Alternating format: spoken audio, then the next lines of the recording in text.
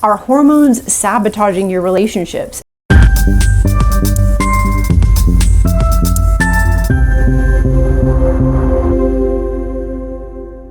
Maybe without you even realizing that that's what's going on.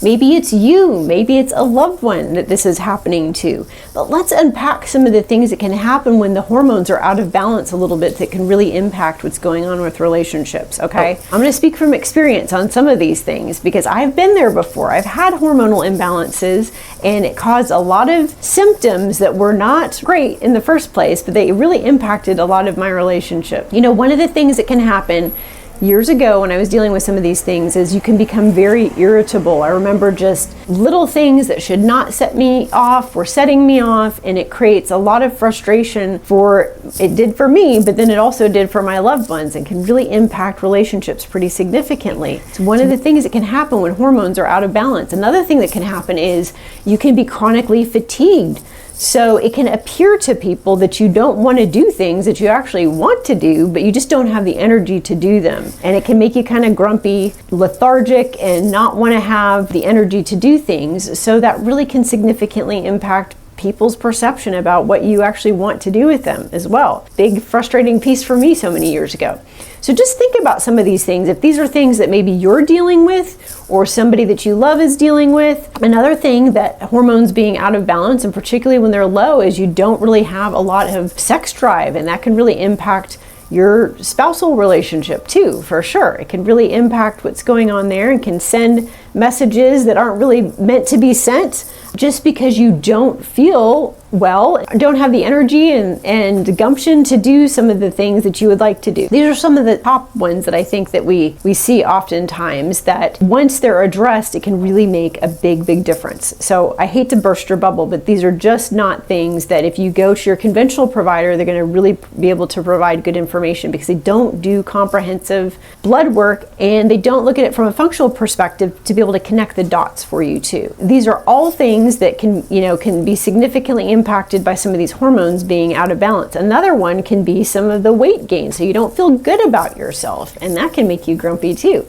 A lot of times people are dealing with this, they have weight loss resistance, they may even be trying to do the right things, they may be eating well, they may be exercising as much as possible given the fatigue that they have from these hormone imbalances. But it's one of those things that can happen where, you don't feel great about yourself. So you don't really want to do some of the things that you typically would want to do before. You don't feel like your appearance is what you would like for it to be because you don't feel well. And so many of these things are impacted. They really, really significantly impact quality of life, but particularly these relationships. And I see this oftentimes with clients where they get really frustrated with their spouse. They have a perception of what's going on. Like I said, that maybe they don't want to do things, and it really might be that they don't have the energy to do things, or that their spouse isn't attracted to them because they don't have that sex drive, when in all actuality they just don't have it because they don't have the hormones for it. So I just want to share with you that there are some really amazing solutions once we dig a little bit deeper and find out what's going on. The conventional route is typically to give you more hormones, and I'm here to tell you that's not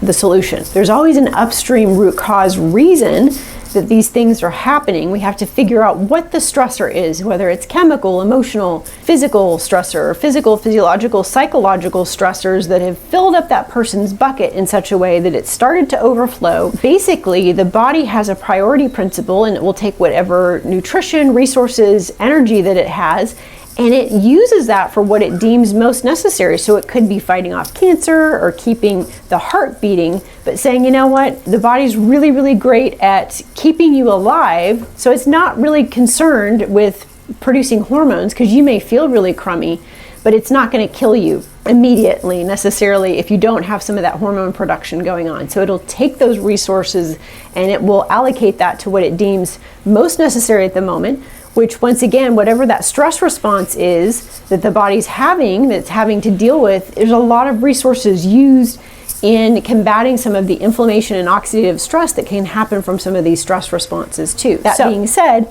that's where all of the resources are going. And once we can, remove some of these burdens, remove that interference, the body can start functioning more the way that it's supposed to. It can start producing and regulating hormone production much more the way that it should. So I just want to give you hope that there are answers for this sort of thing, but really consider too that if hormones are out of balance, they really can impact many different things, including relationships with people. And I think it's heartbreaking to think that maybe there are relationship breakups that happen, or really catastrophic things that can happen to people as a result of their hormones being out of balance and that not being addressed. And when someone's not feeling good, there's always a reason. So I also want you to consider too, if you've had some lab work done and everything has checked out with your conventional provider and you're still not feeling well, there is more to the story. That was my story. I would say that's a really high percentage of the people that come and work with us, is they've had this lab work done and everything checked out, but they still know something is off. I think if you know here that there's something that's not right and off, I really encourage you to dig deeper, because there are answers. There are definitely ways to address these things once we have all of the pieces of the puzzle for your particular situation. There's some really, really great resources to be able to support that. I hope that was some helpful information for you and something to really consider. If it's not for you, if this video wasn't for you today, if you can think of somebody else that it would be beneficial for, or just something to consider how they could support what's going on, and that could really, these hormone imbalances could really be at the root cause of why they're struggling with some of these relationship issues. Hope that was helpful information for you. If it was, please like and share this video. Health and happiness. Have a super amazing day. Thanks so much.